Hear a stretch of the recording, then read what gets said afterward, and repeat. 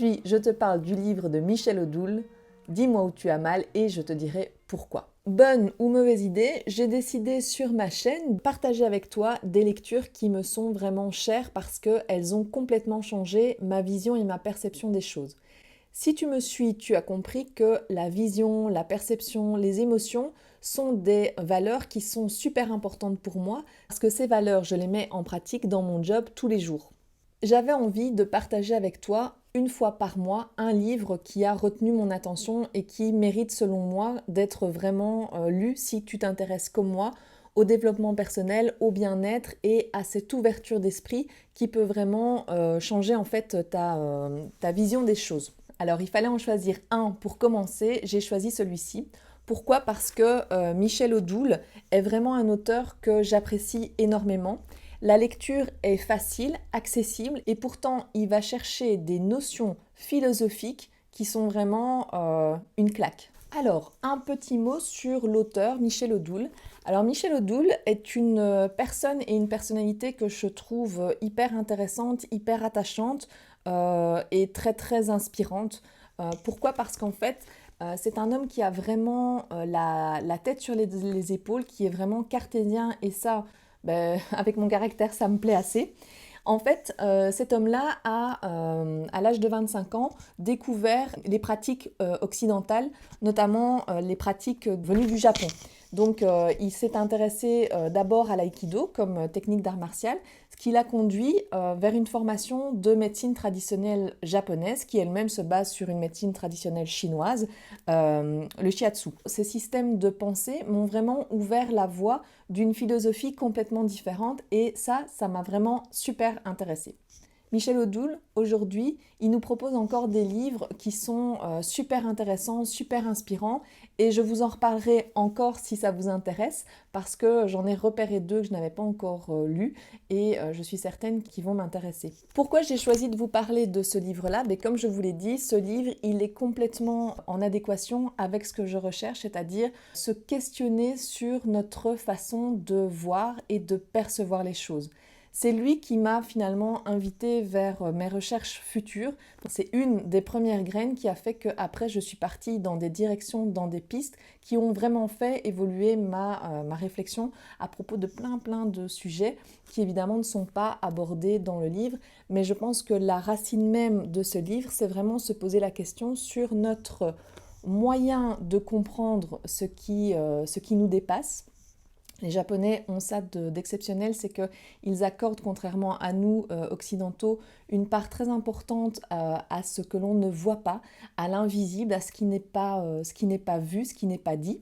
Et donc, ça nous demande de prendre un temps de réflexion.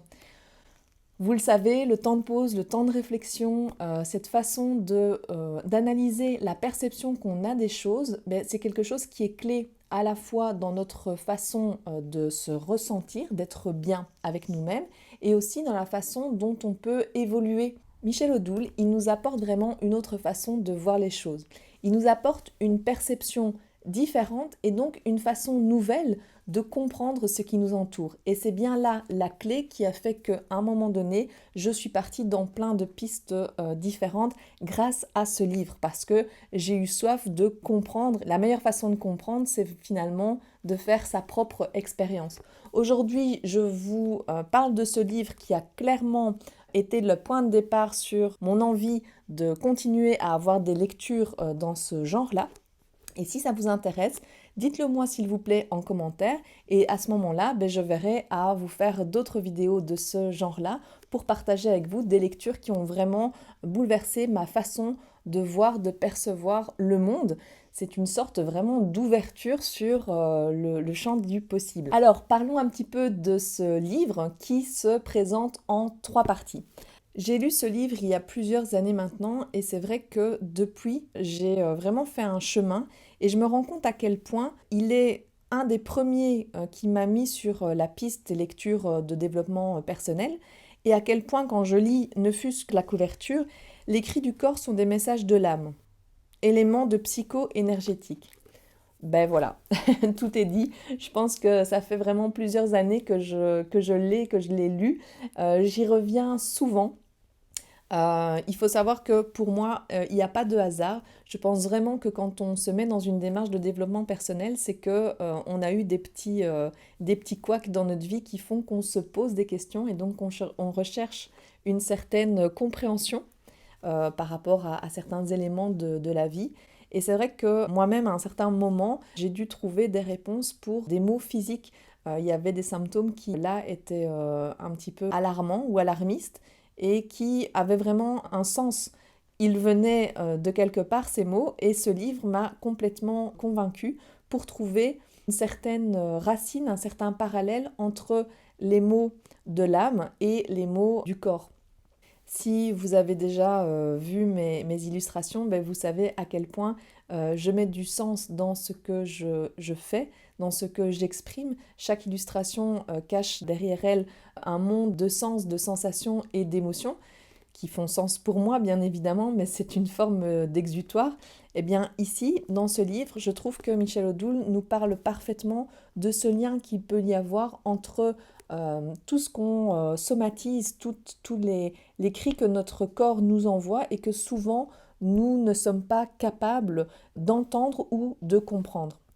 Alors, ce livre est réparti en 3 chapitres et honnêtement, je trouve que les 3 chapitres sont géniaux. La première partie, c'est celle qui m'a le plus touchée. Dans la première partie du livre, Michel Odoul fait une introduction philosophique dans l'approche de ce qu'il va développer par la suite. Il met vraiment en avant les liens qu'il peut y avoir entre le visible, c'est-à-dire les symptômes, et l'invisible, c'est-à-dire toute notre psyché. Il fait des liens très particuliers et très intéressants sur le conscient, l'inconscient, l'incarnation. Et il fait une analogie qui a été une claque, une révélation pour moi, entre le conscient, l'inconscient et le fait que nous sommes maîtres de notre machine, de notre calèche qui est notre corps et que c'est bien notre inconscient et notre conscient qui sont à la manœuvre. Si les deux ne sont pas alignés, évidemment, on peut avoir des soucis qui se matérialisent par toute une série de symptômes. Dans cette première partie, il va mettre le lecteur en lien avec tout ce qui est de l'ordre du visible et de l'invisible en se basant déjà sur des notions qui font appel au taoïsme, c'est-à-dire à toute cette tradition orientale basée sur le yin, le yang, l'incarnation. Bref, c'est une philosophie qui ne nous appartient pas clairement, mais qui est extrêmement interpellante et intéressante à mon sens. Dans la deuxième partie du livre, l'auteur, Michel Odoul, va plus profondément dans les bases de ce qui est le shiatsu. Et donc là, cette partie, c'est vrai, est un tout petit peu plus complexe à appréhender, tant elle est éloignée de nos concepts à nous, Européens. Il se base sur la tradition de la médecine chinoise qui fait appel aux 5 éléments. Et là, on voit vraiment la richesse de cette tradition qui est millénaire. Dans le deuxième chapitre, Michel Odoul va plus profondément dans les méandres du shiatsu. Alors le shiatsu, c'est cette tradition de médecine qui nous vient du Japon, qui est liée avec la tradition de médecine chinoise. Du coup, je vous raconte pas un petit peu le truc parce que c'est tellement énorme en termes de quantité, de qualité. Ce sont des siècles vraiment de tradition qu'il essaye de nous résumer en quelques pages. En gros, je trouve que le deuxième chapitre est beaucoup moins accessible parce que si on n'est pas un tout petit peu au courant de cette tradition millénaire que les Chinois utilisent, ça peut paraître un petit peu compliqué. Il nous parle des 5 éléments selon la médecine traditionnelle japonaise et la médecine traditionnelle chinoise. Nous sommes énergie. L'énergie circule dans notre corps selon des chemins qu'on appelle des méridiens. Les organes sont reliés à des éléments, donc il y a 5 principes, 5 éléments dans la médecine traditionnelle du shiatsu. Et Michel Odoul nous parle un petit peu de la manière dont cette énergie circule à travers notre corps et comment une bonne circulation de l'énergie déjà peut favoriser un bien-être. Dans notre corps, il y a de l'énergie, nous sommes une énergie et que cette énergie doit être répartie de façon correcte dans notre corps. Si cette énergie n'est pas fluide, c'est là qu'apparaissent des blocages. c'est quand même assez intéressant et assez bluffant de se rendre compte que de façon consciente ou inconsciente, on peut développer des blocages dans notre corps et comme ça voir apparaître des symptômes. C'est là et c'est grâce à ça qu'il va pouvoir développer, grâce à une expérience qu'il a eue avec des milliers de patients, la relation de cause à effet entre l'origine et la maladie. Donc l'origine qui est souvent mentale, qui est souvent concrète. Enfin, concrète. Parce qu'elle découle d'une situation qui, elle, est concrète. Si la deuxième partie du livre était organisée, claire, mais un peu moins accessible, la troisième partie, elle, c'est du caviar. L'idée, c'est que c'est très organisé, très clair, très accessible. Pourquoi ? Parce que, d'ailleurs, c'est l'intitulé du chapitre, il intitule « Troisième partie, état des lieux, message symbolique du corps ». Vous avez de façon très rangée, très structurée, chaque partie du corps, ça va du squelette, des membres inférieurs, la hanche, le genou, la cheville, le pied, etc. Il va scanner l'entièreté de notre corps et pour chaque partie, nous donner les mots, on va dire, les plus courants et des significations, souvent avec des anecdotes très concrètes avec des patients qu'il a lui-même suivis pour nous expliquer un petit peu en imaginant et en imaginant que à chaque fois que notre corps nous donne un signal, il y a derrière quelque chose qui est de l'ordre du concret qu'il faut comprendre. Si la compréhension ne se fait pas, le corps crie de plus en plus fort et donc nous amène à de plus en plus de maladies.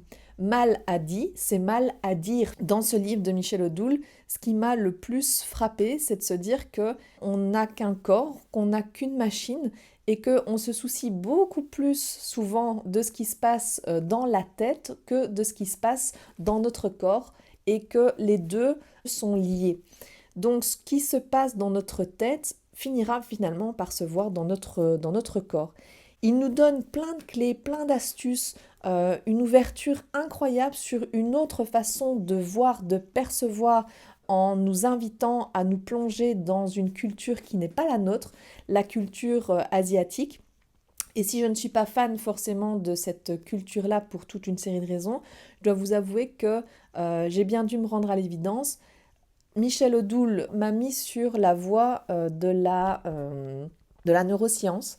Bref, nous sommes une toute petite chose dans l'univers. Nous sommes nous-mêmes porteurs de traces de l'univers. Nous avons en nous tous les composants de l'univers. Nous sommes poussière d'étoiles.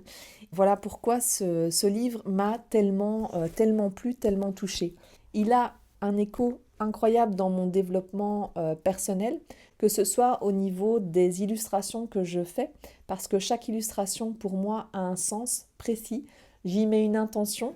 Quand je fais cette illustration, j'éprouve des sensations, des émotions, et quand je revois mes illustrations, je sais personnellement à quoi elles font référence dans ma vie. Et finalement, chacun y voit ce qu'il veut, mais c'est bien ça l'important, c'est d'essayer de faire que quand on crée au présent, on se donne du temps de pause et que petit à petit, quand on revoit ces images, c'est une sorte d'instantané d'un moment, d'une émotion, d'une sensation, et qu'on puisse regarder en arrière ce qui a été parcouru, ce qui a été fait, ça fait du bien. Quand on est malade, quand on a un petit bobo, qu'est-ce qu'on fait ? On va chez le médecin, on nous prescrit des médicaments et 9 fois sur 10, ça fonctionne et ça anesthésie le mal. Mais est-ce qu'on se pose la question de savoir d'où vient ce mal et qu'est-ce qu'il signifie ? Quand on se penche du côté de la médecine traditionnelle japonaise ou chinoise, on se rend compte qu'eux, ils ont une vision qui est complètement différente de la nôtre, c'est-à-dire qu'ils vont chercher aussi à comprendre l'invisible. D'où vient cette maladie ? Qu'est-ce qu'elle a à nous dire ? Maladie, mal à dire, il y a une origine et donc on va plus essayer de trouver l'origine de ce mal plutôt que directement y trouver une solution comme si on mettait une chape de béton sur un problème sans forcément le résoudre. C'est évidemment diamétralement opposé, mais je pense qu'entre les deux, il peut y avoir quelque chose qui ait vraiment du sens. Pourquoi ? Parce que on se rend compte que dans cette tradition à la fois occidentale et orientale, ben, il y a du bon à prendre des deux côtés. Mais cette façon de voir, le Tao, l'origine de l'homme, le conscient, l'inconscient, et cette façon aussi d'analyser le corps avec les méridiens, l'énergie, la circulation des énergies. Il nous parle un petit peu d'acupuncture, d'acupression, etc. C'est une voie royale sur l'éveil à autre chose à nous faire penser, à nous faire réfléchir, et moi j'adore. Si la société va mal, c'est que notre système de pensée va peut-être mal aussi, ça j'en suis personnellement convaincue, et je pense que si chacun se pose la question de sa relation à son corps, à son esprit, et est un petit peu égoïste pour essayer d'aller à son échelle mieux, ben, le monde ne pourra qu'aller mieux aussi. Il y en a d'autres de Michel Odoul que j'ai dans ma bibliothèque, que je pourrais aussi vous partager. D'ici là, je vais lire les livres de l'auteur que je n'ai pas encore lus parce que il est accessible, il est facile à lire, il est d'une justesse, d'une profondeur qui est vraiment surprenante, qui est vraiment une réelle ouverture. Je vous les partagerai certainement. Dites-moi en commentaire si vous avez envie que je partage ces lectures. Je vous invite à me laisser un commentaire sur cette vidéo, sur cette lecture que je vous propose, que je vous invite vraiment à faire tant moi, elle a complètement bouleversé ma vie. J'ai tellement été intéressée par ce livre que, évidemment, d'autres ont suivi. Si ça vous intéresse, je vous ferai peut-être d'autres revues sur des livres de Michel Odoul ou sur d'autres qui ont suivi parce que je n'ai pas forcément lu tous les livres de l'auteur, mais ça m'a donné envie de lire d'autres livres. Depuis, j'ai suivi Michel Odoul sur les réseaux, sur Facebook, etc. Et franchement, je vous invite à faire la même chose parce que derrière ces livres, il y a un homme qui est tellement intéressant, tellement inspirant, que un livre c'est bien, un homme c'est mieux, et je vous assure que de cet homme il y a vraiment beaucoup d'inspiration à en retirer. Voilà, j'espère que cette vidéo vous aura plu. Laissez-moi un commentaire, laissez-moi un pouce, laissez-moi un like, laissez-moi tout ce que vous voulez. Dites-moi tout sur cette vidéo et je vous répondrai avec plaisir. Je vous souhaite plein de bonnes choses et je vous dis à très bientôt.